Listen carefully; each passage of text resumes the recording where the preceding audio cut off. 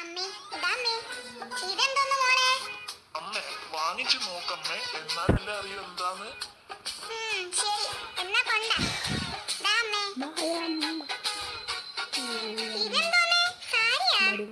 എന്തിനാ മക്കളെ അമ്മക്കിപ്പോ സാരി? അമ്മക്ക് ഒരുപാട് സാരി ഇല്ലേ?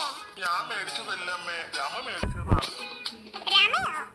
അതെ അമ്മേ, ഞാനിന്നലെ വീട്ടിൽ പോയില്ലായിരുന്നോ? അപ്പോ എന്റെ അമ്മയ്ക്ക് ഒരു സാരി എടുത്തായിരുന്നു. അപ്പോ അമ്മയ്ക്കും കൂടി ഒരെണ്ണം എടുത്തതാ. ഓ അങ്ങനെ. അതൊക്കെ പോട്ടെ, സാരിക്ക് എത്ര രൂപയായി? 2000 രൂപ അമ്മേ. എന്റെ ഭഗവാനെ, 2000 രൂപയോ?